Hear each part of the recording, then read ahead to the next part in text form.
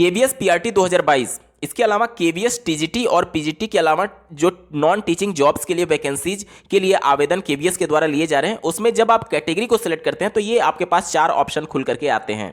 ठीक है, इन चारों में से कोई भी आपको एक ऑप्शन सेलेक्ट करना होता है, जैसे कि एससी के लिए पहला, एसटी के लिए दूसरा, आर्थिक रूप से कमजोर अभ्यर्थियों के लिए तीसरा और ओबीसी एनसीएल के लिए चौथा। अब यहां पर एनसीएल का मतलब क्या है, इसको लेकर के बहुत ज्यादा अभ्यर्थियों के मन में कंफ्यूजन है। दूसरा सवाल यह उत्पन्न होता है कि कैसे हम जान सकते हैं कि हमारी जाति केंद्र में भी हमारी कैटेगरी यानी ओबीसी के अंतर्गत आती है अथवा नहीं, क्योंकि जो आपकी कैटेगरी है उसी से आपके सीटेट के क्वालिफाइंग मार्क्स डिसाइड होंगे। क्यों? क्योंकि ये केंद्र स्तर की भर्ती है, तो ये जरूरी नहीं है कि आप अगर राज्य स्तर का कास्ट सर्टिफिकेट बनवाए हुए हैं तो वो केंद्र में भी मान्य हो। क्यों? कहने का मतलब कि अगर राज्य में आप ओबीसी में आ रहे हैं तो ये जरूरी नहीं है कि केंद्र में भी आप ओबीसी में आएंगे, तो वहां पर सीटेट के मार्क्स, आपके क्वालिफाइंग मार्क्स बढ़ जाएंगे। इसका क्या प्रभाव पड़ेगा, इसके बारे में बात करेंगे, और कैसे आप घर बैठे ऑनलाइन चेक कर सकते हैं कि आपकी जाति सेंटर में ओबीसी में आती है या नहीं। इसके अलावा जाति से रिलेटेड जो भी मन में आपके प्रश्न उत्पन्न हो रहे होंगे, सबका समाधान इस वीडियो में ढूंढने की कोशिश करेंगे। अंत तक जरूर जुड़े रहिएगा। नमस्कार दोस्तों, मेरा नाम है नीरज और आप देख रहे हैं कैरियर बिट यूट्यूब चैनल। अगर आप इस चैनल पर पहली बार विजिट कर रहे हैं तो इसको सब्सक्राइब करते हुए बेल आइकन को प्रेस करना ना भूलें। सबसे पहले तो बात कर लेते हैं कि ओबीसी के आगे जो एनसीएल लिखा गया इसका मतलब क्या होता है। तो इसका फुल फॉर्म होता है नॉन क्रीमी लेयर, यानी कि एक थ्रेशोल्ड डिसाइड कर दिया गया है इनकम वाइज 8 लाख। अगर आपके परिवार की सालाना इनकम 8 लाख से अधिक है तो आप क्रीमी लेयर में चले जाते हैं। क्रीमी लेयर कहने का मतलब कि आप आर्थिक रूप से मजबूत हैं और तब आप भले ही ओबीसी की उस कैटेगरी में लाइक क्यों ना कर रहे हो, आपको ओबीसी आरक्षण का लाभ नहीं दिया जाएगा। उस कंडीशन में आपको अनरिजर्व कैटेगरी सेलेक्ट करना होगा। कहने का मतलब कि अगर आपके परिवार की सालाना इनकम 8 लाख से ज्यादा है तो उस कंडीशन में आप ओबीसी में रहते हुए भी आपको जनरल कैटेगरी को सेलेक्ट करना होता है, यानी कि अनरिजर्व कैटेगरी को सेलेक्ट करना होता है।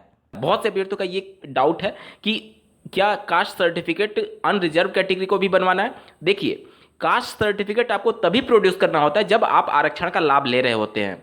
जनरल कैटेगरी के अभ्यर्थियों को आरक्षण का कोई भी लाभ नहीं है, इस लिए आपको कास्ट सर्टिफिकेट प्रोड्यूस करने की आवश्यकता नहीं है। अगर आप क्रीमी लेयर में हैं ओबीसी के तो उस कंडीशन में आप अनरिजर्व कैटेगरी में चले जाएंगे और उस कंडीशन में आपको कास्ट सर्टिफिकेट प्रोड्यूस करने की आवश्यकता नहीं है।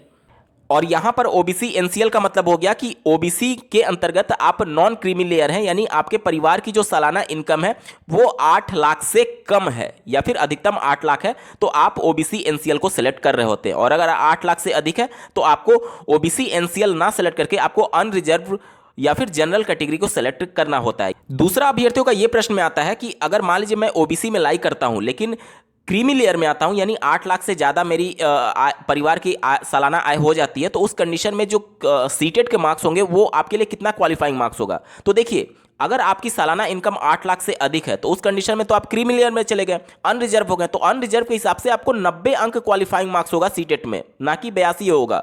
क्योंकि आप भले ही ओबीसी में लाइक करते हैं लेकिन ओबीसी का लाभ आपको तभी मिलता है जब आपके परिवार की सालाना इनकम 8 लाख से कम या फिर अधिकतम 8 लाख होती है। 8 लाख से ज्यादा जैसे ही आप जाएंगे तो आप जनरल में आ जाएंगे और उस समय आपका सीटेट में क्वालिफाइंग मार्क्स 90 अंक होगा।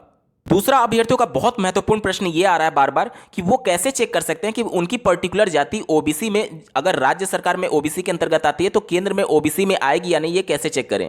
तो इसके लिए आपको एक वेबसाइट की हेल्प लेनी पड़ेगी। मैं यहाँ पर थोड़ा सा इसके बारे में बैकग्राउंड बता दूं। देखिए, ये एनसीबीसी की वेबसाइट है, यानी कि national commission for backward class. NCBC एक संवैधानिक संस्था है जो कि 2018 में संविधान संशोधन के अंतर्गत सेक्शन 5 जोड़ते हुए उसको एक संवैधानिक संस्था का दर्जा दिया गया है, यानी कि ठीक है। इसके वेबसाइट पर आपको विजिट करना है।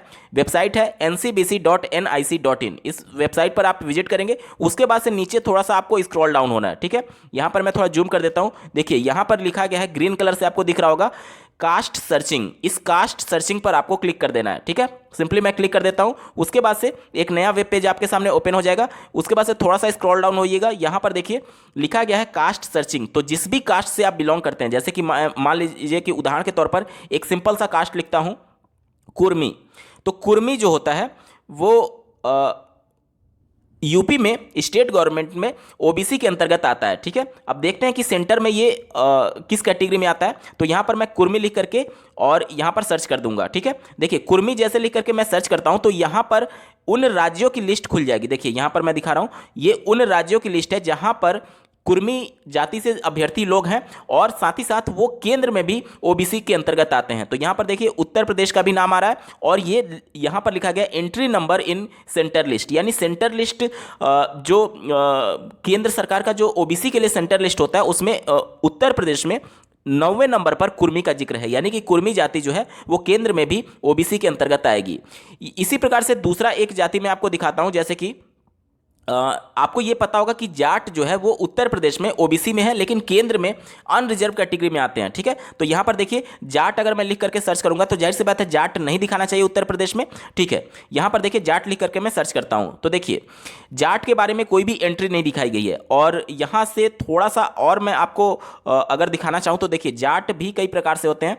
यहां पर देखिए पहला दिया गया है, थोड़ा सा मैं जूम कर देता हूं, देखिए Jat accept in Bharatpur and Dholpur district, और दूसरा दिया गया जाट मुस्लिम। देखिए दो ही प्रकार के जाट जातियों के बारे में दिए गए हैं। अगर मैं पहले वाले ऑप्शन को सेलेक्ट कर लेता हूं और इसके बाद से सर्च पर क्लिक कर देता हूं, ठीक है, तो यहां पर देखिए ये वाला जो जाट है वो राजस्थान का है, राजस्थान में निवास करने वाले ये जाट हैं जो कि ओबीसी में काउंट होते हैं केंद्र में भी सेंटर लेवल पर। और इसी प्रकार से जो दूसरा वाला जाट था, जो इसको मैं जब सर्च करता हूं तो यहां पर देखिए यहां पर गुजरात राज्य का डिटेल आ रहा है, यानी कि उत्तर प्रदेश में जो जाट है वो केंद्र में ओबीसी में काउंट नहीं होता है, इसी वजह से यहां पर उत्तर प्रदेश का नाम ही नहीं आ रहा है जब मैं जाट को सिलेक्ट करता हूं तो, ठीक है। इसी प्रकार से किसी भी जाति को आप सिलेक्ट कर सकते हैं। इसी प्रकार से मान लीजिए मैं लोहार लिख करके सर्च करता हूं तो देखिए लोहार कितने प्रकार के होते हैं, यहां पर सारे ऑप्शन आपको खुल जाएंगे। देखिए एक तो सिंपली लोहार है, दूसरा लोहार विश्वकर्मा है, तीसरा लोहार हिंदू मुस्लिम सिख क्रिश्चियन है, लोहार लुनार है। तो ये सभी जो भी आपकी जिस कैटेगरी में बिलोंग करते होंगे उसको आपको क्लिक कर देना है। जैसे मैं मान लीजिए मैं सिंपली लोहार पर क्लिक कर देता हूं और फिर गो पर क्लिक कर देते हैं, ठीक है।